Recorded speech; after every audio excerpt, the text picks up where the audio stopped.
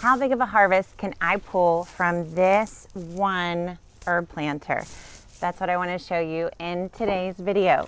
So I put this planter together back in the winter when I was dying in the cold inside. So if you look way back, I'll have to link to the video, but there is a video of me planting this little planter out and putting it in my windowsill. Now, a few months ago, I moved it out here for the summer weather, and as you can see, it's taken off.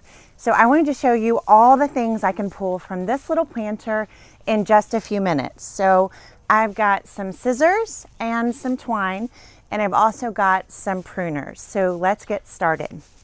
All right, so I'm going to take my pruners, and first I'm going to start with the biggest plant. Now, I kind of did something bad here and put mint in here. If you know any rules about mint, you know you should never really plant it with other things because it will literally take over. And you can see that it has done just that. But I've kind of tried to rein it in a little bit. I've already harvested from this mint plant quite a few times this summer. But, and if it starts to take over, maybe I'll just let it, and this will just be one big mint pot, or I can pull it out at the end of the growing season. So I've already got all this mint here, and there's way more to harvest, but I'm just going to probably stop there. So as soon as I've harvested this much mint, what I'll do is strip off the bottom leaves, and you can save those and make a little summer salad with them, or put it into a dessert or some water, however you want to use it. But I'm going to just strip the leaves like that, and then I'm just going to grab my twine and twine it up. Now, I don't know about you, but I love drinking mint tea, especially in the winter.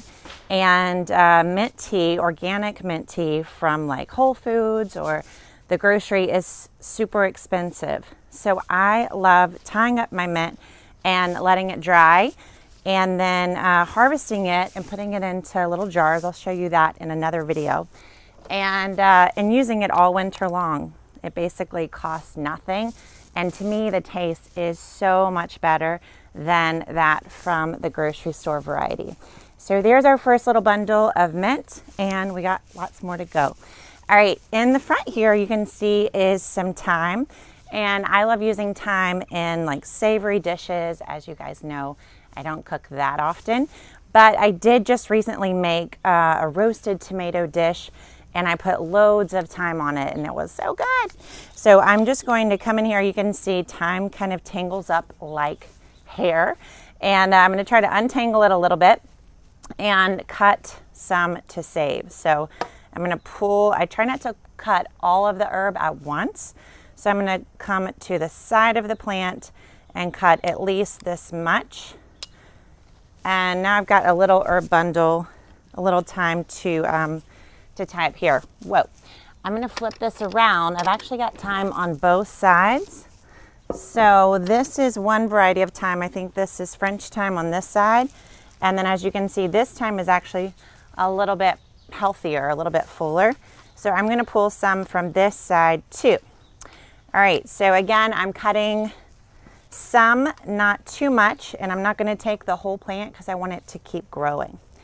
So here's some more thyme, and I'm going to take again and strip kind of the bottom leaves off of it. I think this is right. Sometimes I can't tell if I have it right side up or not, but when you have the brown stems, those are the ones that are supposed to be toward the bottom.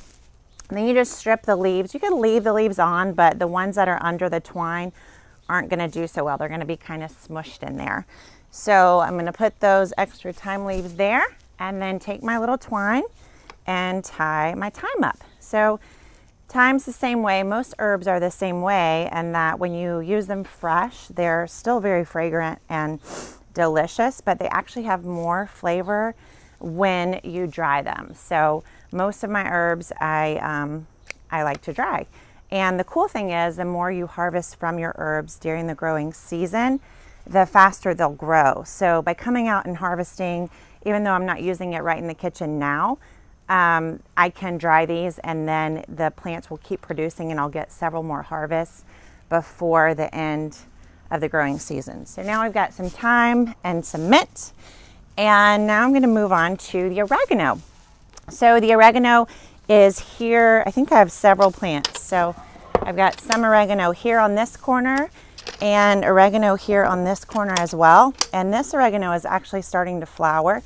So generally you don't want your herbs to flower because it's going to change the flavor, but you can eat the flowers too, and they're pretty. So win-win. So I'm going to go in here and cut the oregano just the way that I did the thyme. So I'm going down to the base. And again, I'm not going to cut all of the plant, just a little, enough to make a little bundle to dry and save. And then I'll let the rest of the plant keep growing. So I've got this much. I think I'm going to grab a little bit from the other side. And you can see how long and how far the oregano is growing. And the neat thing is all this was growing indoors and doing well. So all these little plants have been around in this little planter for months and months. And I really haven't had to do a ton of maintenance to it. And this is really my first year growing indoors. So most of the gardening I've always done, because I used to live in a much warmer place, was outdoors. So it's been fun to see that this is possible to do indoors as well. So in my newest course, the Herb Garden Guide, I walk you through the process of doing this anywhere. So doing it either in a big garden setup or in a small little container like this. I walk you through my process of making the soil, finding and growing the plants, and then harvesting the plants. It's a super fun course, brand new, just came out, I guess, a week or two ago. And if you are ready to start gardening, but you're not sure where to start, herbs are a great place. And even though we're at the end of the summer, herbs are one of those things that you can and should grow really year round, just like I did with this little planter, both indoors and out. So it's not too late if you had it on your bucket list for 2019 to start gardening. Herbs are a great way. So now we've got oregano, thyme, and mint, and I've got at least one more thing in here. So I'm going to grab some basil. So basil is definitely the flavor of summer. And oops, I had some extra oregano.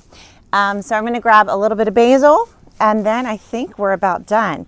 Now, if you can see, one of the neat things about, even though I've harvested a lot out of this garden, they're still green, right? So one of the things I love about herbs is even when you take a good bit from the garden, there's still so much left.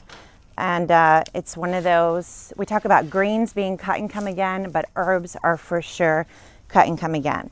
All right, so my basil is doing pretty well, but honestly, my mint kind of took over my basil, but I still got quite a nice bit.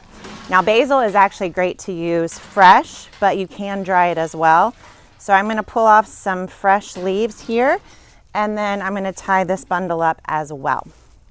All right, so you can see in just a short period of time, I've harvested probably, I don't think I'm exaggerating to say that I've harvested, I don't know, $15 worth of organic herbs that I would otherwise have to buy at the grocery store.